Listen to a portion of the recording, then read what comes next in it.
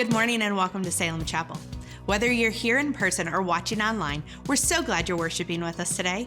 Before we continue with our service, here's a quick look at some of the things happening around our church. We know getting connected to a new church can feel intimidating, and we want to help make it as simple as possible. If you're visiting Salem Chapel for the first time, or maybe you've been here a few weeks and are ready to get more involved, we'd love to meet you. You can visit our Welcome Center after the service or head to salemchapel.org/hello anytime this week.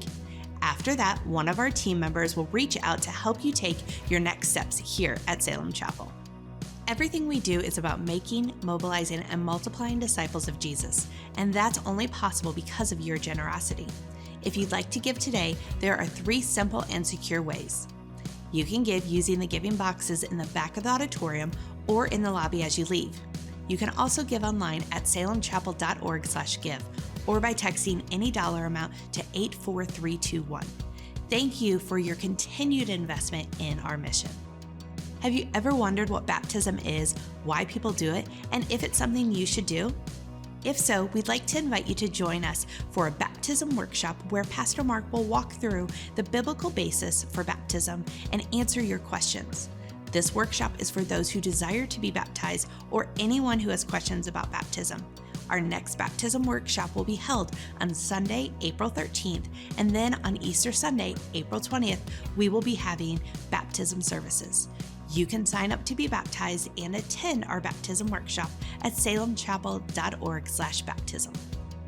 Easter weekend is right around the corner, and we can't wait to celebrate as a church family.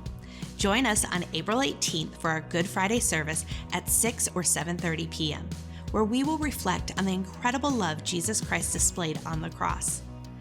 Then, on Sunday, April 20th, we'll come together to celebrate our risen King. This year, we are offering 3 special Easter service times at 8:30, 10, and 11:30 a.m. We are anticipating many more guests than what is normal for our Sunday services. Therefore, to help ensure we have space for everyone, please register your family for Easter Sunday services at salemchapel.org/events. Hey, Salem Chapel. This Easter, we're not just hosting another egg hunt. We're launching the Great Easter Egg Hunt 2025. Instead of asking people to come to church, we're bringing the church to the very places where life happens, where people live, work, learn, and play. And here's the best part. You are the key to making it happen. You know your community best, the parks, the playgrounds, the sidewalks, and backyards. You know the people who could use a little more joy, love, and hope. So let's join together to bring the light of Christ to every corner of our neighborhoods. Here's how it works in 5 easy steps. Communicate. Invite your friends, neighbors, and coworkers. We'll equip you with ready-made tools to make spreading the word simple and fun. Supplies. Don't stress. We've got resources and creative ways to get your community involved in providing supplies. Partner up. Team up with a friend, a neighbor, or even your small group. You're not doing this alone. Venue. Keep it simple. Your yard, a local park, or even your driveway. Small spaces can create big impacts. Pray. This is a mission. Ask God to lead and open hearts as we share His love.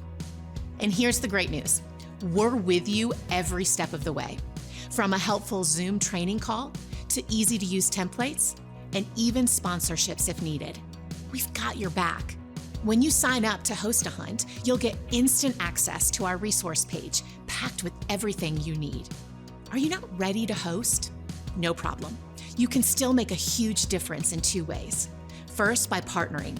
Join forces with someone else and support their hunt. And second, by praying. Be a part of our prayer team, covering every hunt and every family in prayer. The Great Easter Egg Hunt 2025 runs from April 1st to the 20th, giving you the flexibility to choose a date that works best for you and your community. We believe that together we'll impact lives and spread joy all across our neighborhoods, schools, offices, and more this Easter. Let's get mobilized. You can always find the details for these events and everything else going on at Salem Chapel by visiting our website at salemchapel.org. Now let's open our Bibles as we continue in our series, Wisdom from Above. All right, well, good morning, Salem Chapel. How are we doing? All right, that's better than I thought on a turn your clocks forward Sunday morning. You guys are the faithful ones, so congratulations. You showed up early. I woke up this morning, I'm like, man, this is actually 5 a.m. instead of 6, right? And so I don't know why we still do this, okay? We should just not get rid of time change altogether. But hey, if I haven't had the chance to meet you yet, my name is Phil Carroll. I'm the student pastor here at Salem Chapel. And just to go off of what Lori said, we have the great Easter egg hunt. Really is to mobilize our church body, us, into not just having something here at the church, but in your communities, in your workplaces, wherever you live, work, learn, or play, so that we can see, man, connections being made, conversations had in your neighborhood. I think of it like this, that we would have an Easter egg hunt in every single neighborhood, ultimately just represents a church in every cul-de-sac. And so that's what we desire, is ultimately to see you on mission, equipped with something as simple as an Easter egg hunt to see the gospel go to the ends of the world and to the ends of the earth and in our city. So I would encourage you to go ahead, man. You can register at salemchapel.org and get a part of that team. But if you have your Bibles, go ahead and turn to James 1. We're going to be in verses 9 through 18. And we're continuing in a series called Wisdom from Above, just kind of walking through James.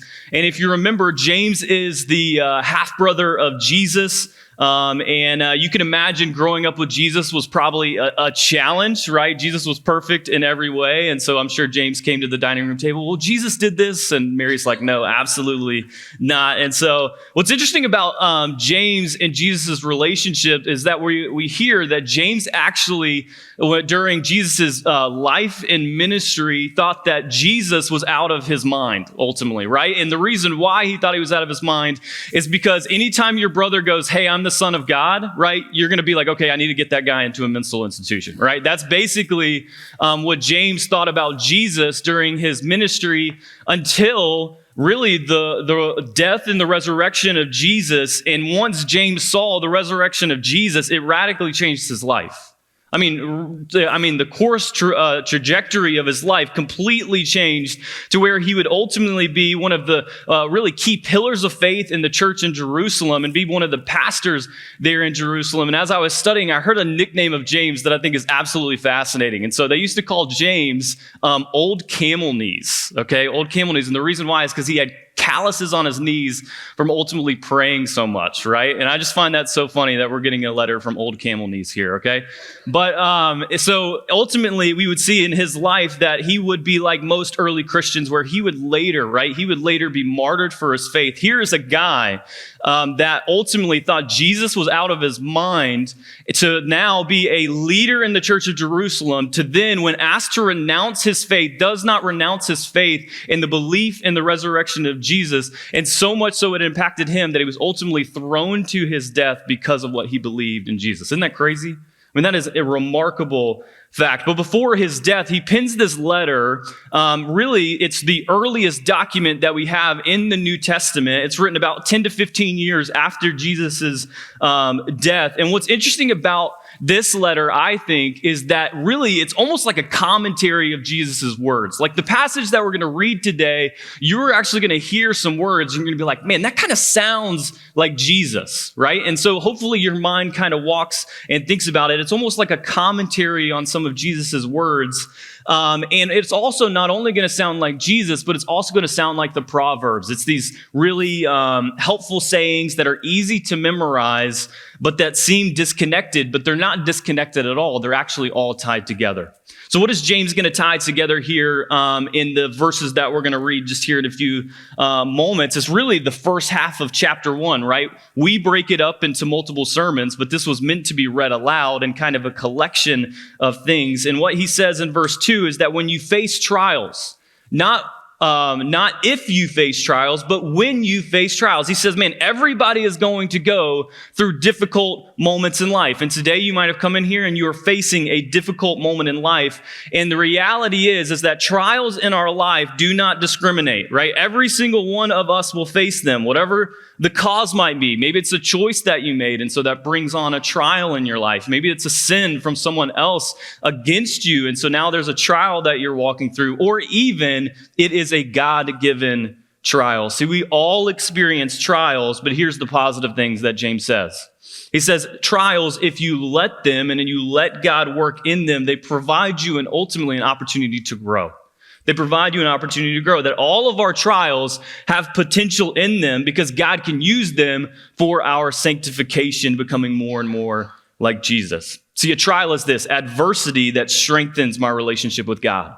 See, a trial is to move you forward, or a test is to move you forward, not to move you backward. I mean, think about any good teacher that you have ever had. Why do they give you a test, right? Is the test ultimately to trick you? You would say no, right? Hopefully not, right? That wouldn't be a good teacher if they were trying to trick you, right? But the job of a test is to give you an opportunity to do two things, to show you what you know, and ultimately to show you where you're weak so that you can grow. In the same way, that's how God uses trials in our lives, so that we would ultimately grow, and he used them to mature us, to correct us, and even to direct us. And so what James is going to do here in 9 through 18 is he's going to give us some insight, and he's going to lay out really what to expect in the midst of our trials. Because if I can know what's coming, if I can see my trials more clearly, I can see the purpose of them, I can see the traps in them, and I can also see the truths in them. So James is really going to act like a warning sign for us. And a warning sign is just a sign telling you what's coming ahead, right?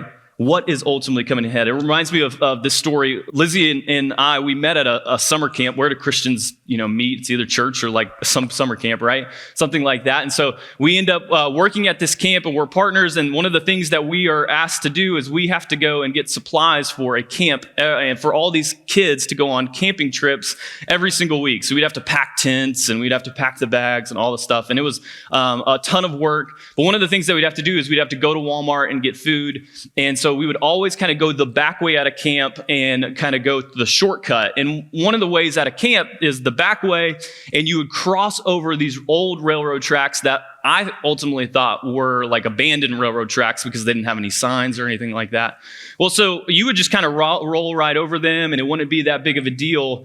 Until one day, we're driving outside of camp, and I look to my right and I look to my left, and to my shock, like about half a football field down the railroad tracks, there's a train. Right? And so I floor that thing. I get across the railroad tracks, and I look at Lizzie with a sigh of relief, saying, man, that was actually way closer than I would actually like. And the thing that I really desired in that moment was like, hey, man, I would really wish that there was a warning sign. Like, I wish there was some flashing lights. I wish there was a crossbar to let me know, hey, something is coming for you. Something's coming down the railroad tracks that you need to be aware of. Because if I knew that, if I was warned, my actions might have looked different. My perspective might have been different. And I bring this up because that's what James is going to be like for us. He's going to be like a warning sign, some flashing lights that something is coming in the midst of our trials. Here's my big idea. You can write it down. James gives us 2 warnings and a promise in the midst of our trials. 2 warnings and a promise in the midst of our trial. So what's the first warning? Let's look at verses 9 through 12. It says this: let the brother of humble circumstances boast in his exaltation, but let the rich boast in his humiliation, because he will pass away like a flower of the field. For the sun rises, and together with the scorching wind dries up the grass. Its flower falls off, and its beautiful appearance perishes. And in the same way, the rich person will wither away while pursuing his activities. Here's the first warning. Trials expose. Trials expose. Here is James. He's using this paradox between rich and poor, and he's using an example of money to represent ultimately something that is going on deeper within our own hearts. And he says, James tells the rich, hey, rejoice in your humiliation that your trial brings. Now, humiliation here is an interesting word. What he really means is rejoice when your money gets taken away from you. Now, if I was to get a raise of hands, how many people like that statement, right? No one. I don't like that statement, right? You even put humiliation in there, and I'm like, I never want to be humiliated. I never want to be embarrassed, let alone money get taken away from me. So why is James saying rejoice when this happens in our lives? Because of this. What trials do is they start to open our eyes. When tough circumstances and situations happen in our lives, they start to open our eyes, and they start to expose whether your life is built on something that ultimately won't endure. So he uses this common example of money because many of us have had this thought, man, if I build my whole life around this idea that if I have more money in the portfolio, more money in the savings account, everything is going to be all right. And what James says is that ultimately will not last. So he says this, rejoice when you struggle financially or when something bad happens, because it's going to open your eyes to the fact that you're building your whole life upon it. Is James anti-money here? No, but when we make anything, even a good thing, an ultimate thing, it ultimately becomes an idol, and it will not hold you and it will not sustain you. So rejoice when you go through trials that help you see that whatever you are rich in is ultimately not a solid foundation to build your life on. See, trials expose our false foundations, the things that we are building our life on that ultimately are not Him. They expose our false foundations. I think it's really helpful to consider really two things here. That in James's day, the line between the haves and the have-nots were really drastic, right? The wealthy tended to be really wealthy. They owned all the land and had seemingly infinite resources, right? While the poor only worked the land that the rich owned. This meant that the poor had almost no possibility of upward mobility and felt helpless, and the rich felt invulnerable. But James says, hey, trials come and reveal the rich are not as invulnerable as they think, right? Sickness comes, death comes, divorce comes. Like you can have every kind of insurance, inconvenience, but all your riches are useless to stop these things, right? Maybe today you're going through a divorce and you're seeing that money, all that money was unable to build you a stable home. Or you've got a kid who is wandering and you're really worried about that kid. Or you got that bad report from the doctor and all your money cannot remove that sickness. Or maybe you've obtained everything you could possibly obtain in your career. And here's the reality. It still feels empty and you still feel unsatisfied. Why? Because we built our lives on something that is ultimately fleeting. That's why he says this in the later verses, for the sun rises and together with the scorching wind dries up the grass. Its flower falls off and its beautiful appearance perishes. And in the same way, the rich person will wither away while pursuing his activities. I heard it said this way. Money will buy a bed, but not sleep. Books, but not brains. Food, but not appetite. Finery, but not beauty. A house, but not a home. Medicine, but not health. Luxuries, but not culture. Amusements, but not happiness. Religion, but not salvation. Say, James says, watch out. Our trials are going to reveal what our lives are built upon. So he says, rejoice in the humiliation, rich, because it's keeping you from building your lives on false foundations. But I want to make something really clear here. Like, don't just think about this in financial terms. See, when you're rich in anything, you often tend to start trusting in whatever you're rich in, right? Like some of us are rich in popularity. So rejoice when others don't speak well of you, when you're not roundly praised, because only then will you see whether you've built your foundation on what God ultimately thinks of you. Like if I'm used to being roundly praised for my gifts, it's only when that's not there can I consider, okay, how weighty is God's approval of me? Okay, if I'm used to finding myself confidence in how favorable I compare to others, right? You're always in the winner's circle or you're always at the top of the class and whatever you compete in, then it's only when I lose that I can consider where my confidence really lies. Does my self-confidence come from being the best, or does it come from knowing that I'm a servant of Jesus, fully equipped to do whatever He has called me to do? See, without trials, you'll never know where your confidence ultimately lies. See, for those of you who are rich in anything, trials expose our false foundations. And on the other side of that, James says to the poor in verse 9, who basically live in a state of trial, he says this, boast in your exaltation, which means reflect on the fact that in Christ you have riches beyond anything money could ever offer. Reflect on the fact that you have a heavenly Father who loves you and sings over you with rejoicing and has promised to never leave you or forsake you. That's real power, James says. That's real security. That's real riches. See, the trials that we go through, they open our eyes. They expose our false foundations. I think it's best illustrated like this. I heard this story as I was preparing of a lumberjack that ends up going into a forest, right? He goes into a forest, and as he goes into the forest, he's about to chop down a bunch of different trees. And so he goes into the forest, but he sees in the tree that he's about to chop down, he sees this beautiful bird at the very top of this tree, and it's got its nest, and it's amazing, it's beautiful.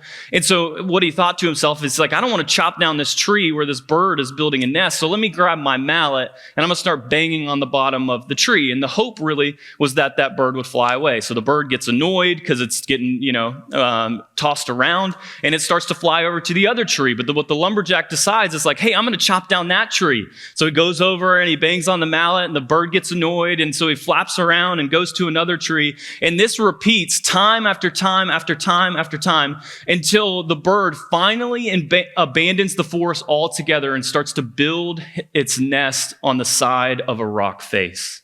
See, I imagine that the bird never understood why the lumberjack was attacking the tree he attempted to build his nest in. But the lumberjack's motive, of course, was not meanness, but it was out of compassion. The lumberjack knew that every tree in the forest was going to come down, and he wanted the bird to build its nest in a place that its axes could not touch. See, that's what God does in the midst of our trials. That's what God does. He doesn't want you to build your life on something that ultimately will not hold you, which ultimately is going to crumble and fade, that ultimately it's just temporary. He wants you to build your life on something that you can ultimately put confidence in, and the confidence that we can have is ultimately found in Him. So that we'd ultimately build our lives on Him, the only thing that will ultimately last. So he says, in trials, let the lowly brother rejoice in his exaltation and the rich brother in his humiliation. And then verse 12, he says this, blessed is the man, think Beatitudes, Sermon on the Mount, who remains steadfast under trials. For when he has stood the test, he will receive the crown of life, which God has promised to those who love him.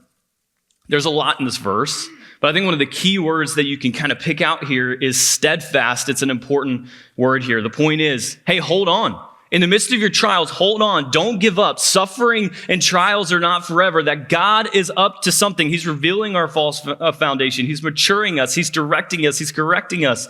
And so the reason that you and I can ultimately be steadfast in a trial or when bad things happen to us is because God has been steadfast with us. That when you feel like you can't hang on to Him, just remember that He's ultimately hanging on to you. That James says you'll do this. He says you'll receive something far more valuable than earthly glory or riches, the crown of life that has been promised to those who love Him.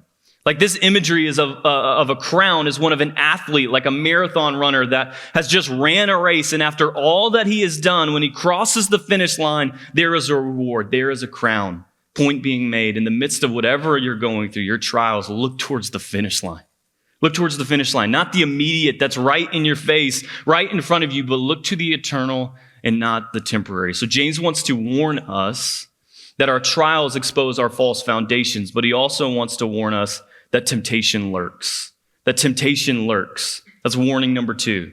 He says this, no one undergoing a trial should say, I am being tempted by God. Since God is not tempted by evil, and He Himself does not tempt anyone. But each person is tempted when he is drawn away and enticed by his own evil desires. And then after desires has conceived, it gives birth to sin. When sin is fully grown, it gives birth to death.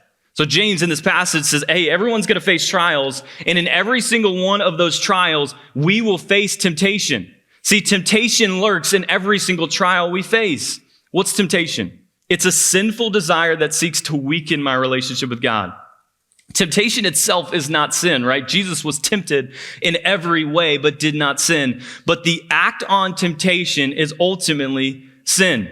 And we can confuse trials and temptation because in almost every trial, there will be a chance for a shortcut, a compromise, a sinful stress reliever. See, difficult circumstances drive us to make destructive decisions. Something that you never thought that you would ultimately do in the midst of a trial seems alluring and now seems tempting, right? You have a stressful day at work and you want to relieve some of that stress, and so that computer screen comes calling, right?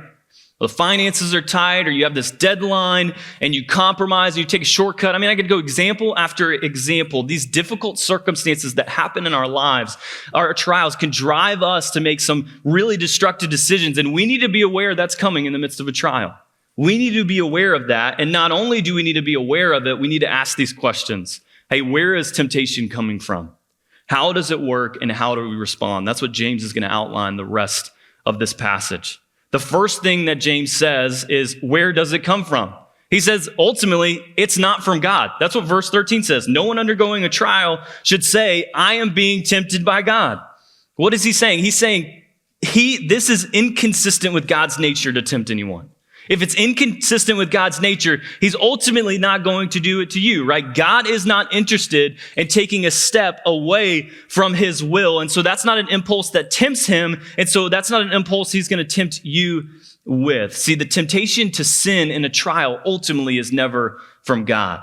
James says this later in verse 17. He says, because God only gives good gifts. And because of that, he says he is ultimately like the Son. So he uses this example of the Son, and he says this, every good and perfect gift is from above, coming down from the Father of heavenly lights, who does not change like the shifting shadows. Let me ask you this question. Is the sun always shining? Yes, the sun is always shining, like whether we think it is or not, whether there's clouds or a thunderstorm, regardless, if you get past the clouds, the sun is always shining. So like we can hide from the sun, like I can get shade at the beach or whatever and get an umbrella and I can hide from the sun, but no matter what, the sun is constant. There's always warmth coming from the sun and there's always light from the sun. And that's what James says God is like. That God is always good. Like he always is good because that is ultimately who he is. He radiates that. That's what comes from his inner being is goodness. And then he compares it to a shadow. Like God is not like a shadow. He says in verse 17, whose goodness lengthens and shortens depending on what time of day it is. Here's the thing. God's not moody. Okay. He's constant.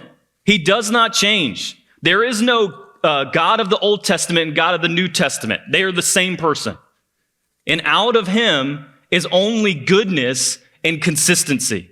He's consistent, really, because he is holy. That's ultimately, he is holy. He is good. So if it doesn't come from God, if temptation doesn't come from God, where does it come from?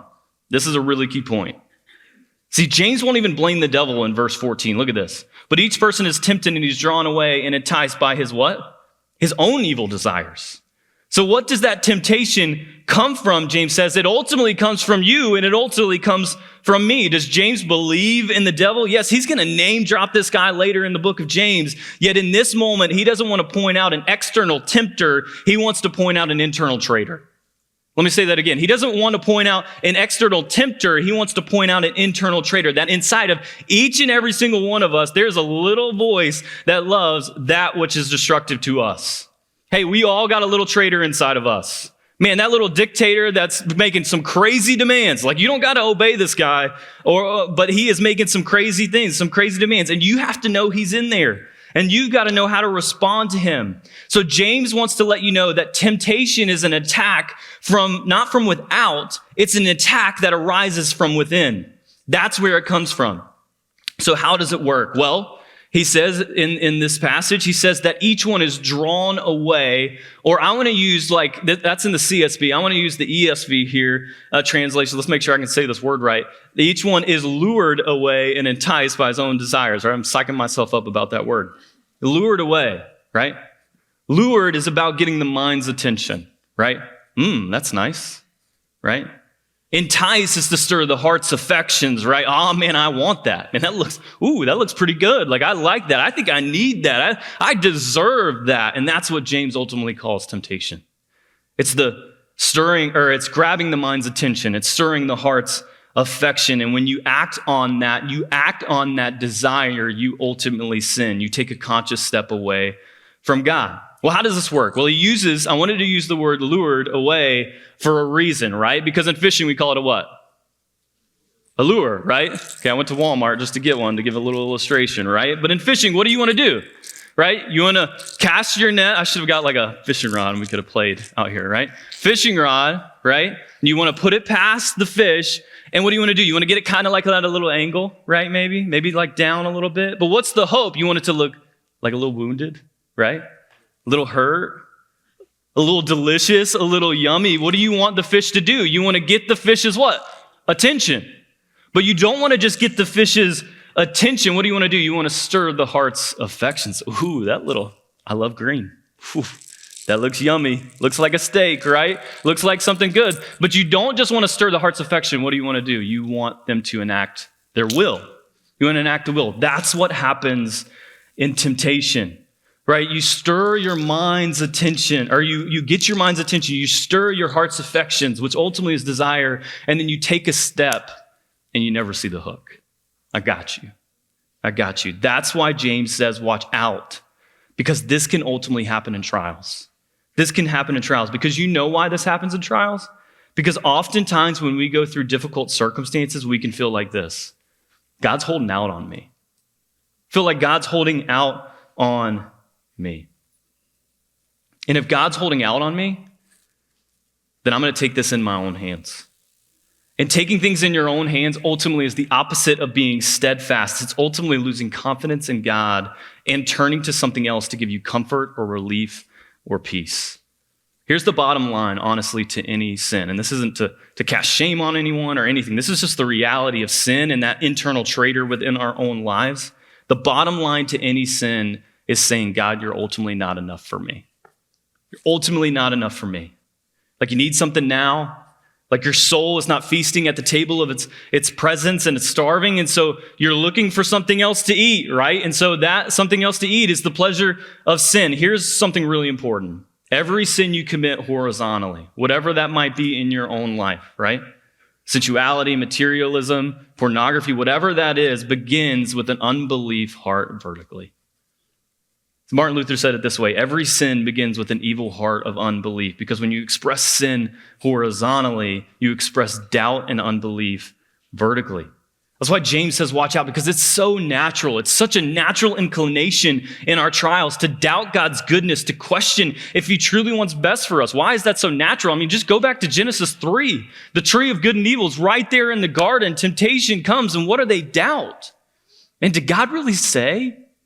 Is this really what is about to happen? And they question God's goodness. They question if God is holding out on them. And what happens? They're drawn away and they're enticed and they were lured away by their own evil desires.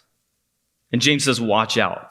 Temptation lurks in every single trial. And then he goes on to show us really this progressive nature of sin. He showed the progressive nature of trials, but now he's showing us the progressive nature of sin, where he says this: when sin is fully grown, it gives birth to death. That escalated quickly.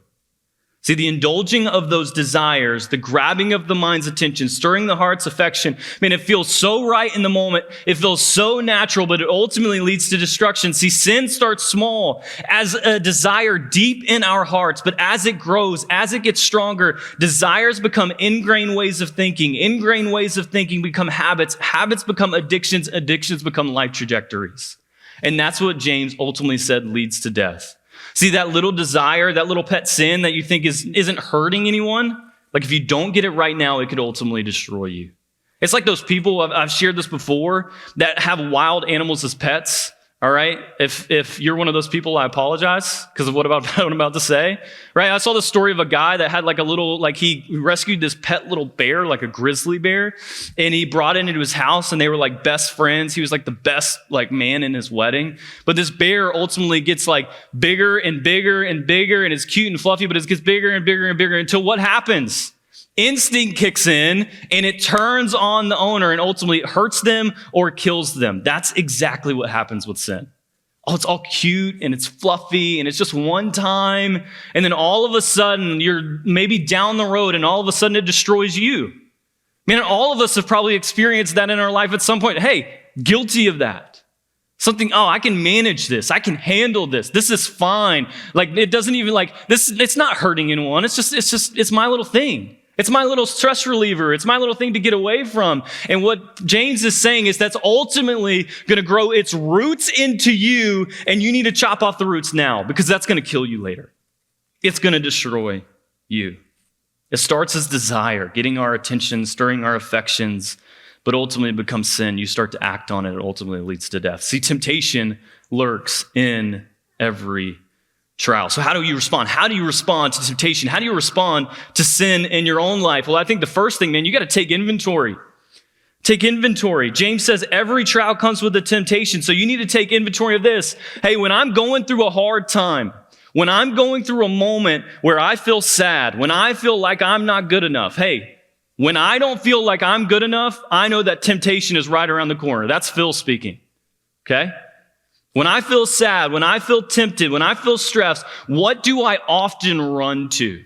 What am I often running to escape the things that I'm actually experiencing in my life? What are the empty wells that I keep going to come dipping out of after and after that don't give me life? They ultimately give me death. What are those things? You need to understand those things in your own life that you tend to run. You need to take inventory of that. The second thing you need to do, you need to be proactive. You need to take sin seriously. Like, you have to kill sin when it's young.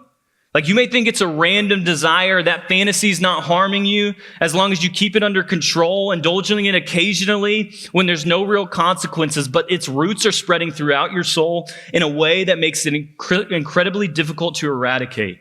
I heard it said this way: habits, like trees, are strengthened by age, right? They're strengthened by age. A boy may bend an oak when it is a sapling, but 100 men cannot root it up when it is a fully grown tree. See, take sin seriously. Kill it at the desire stage, because if you don't, it will grow to the point where it can take over you. It leads to death. John Owen says this: you must be killing sin or it will be killing you. Arrest your thoughts. Stop watching the movie. Get out of the house. Call others. Confess your sin. That really leads me to my last point. Confess and make yourself accountable. Scripture says that if you confess your sin to God, you will be forgiven. But if you confess your sins to others, you will be healed. Fourth thing, make yourself accountable. Bring it to the light. Bring it into the light. Find someone around you today that you can confess that thing to, right? Sin is like mold. If you've had mold in your house, where does it like to grow? It likes to grow in the deep, dark, damp crevices of your house or whatever it is. And that's the exact same things with sin. It grows in the deep, dark places of your heart that you do not want to touch and you do not want to go there. But what do you do when you expose mold to light? Wipes it out. And in the same way, when we expose those things, we confess those things, we bring those things to the light, God, one, will forgive us. It's the beauty of the gospel. He will forgive you. But also when we confess it to the other, we can be healed. So James gives us two warnings, right? The trials expose our false foundations. Temptation lurks in every trial.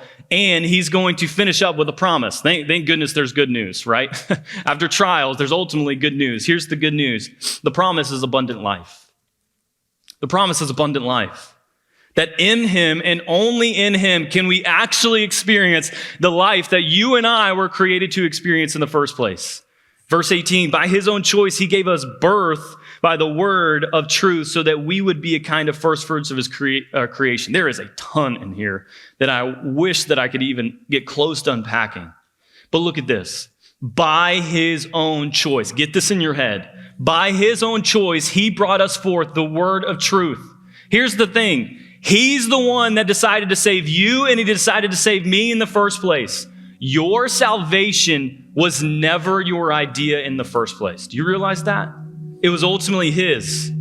Like, we were dead in our sins and trespasses. You know what dead means? Dead. You had no pulse. You weren't alive. You were face down. But he decided to give us life. Do you know how he decided to give us life? He decided to pick us out of the pit. You know how he decided to pick us up out of the pit? By laying down his own life. So that ultimately that we would have life. What type of life? John 10:10 says this, that the thief came to steal, kill, and destroy, but I came to give you life to the what? To the abundance.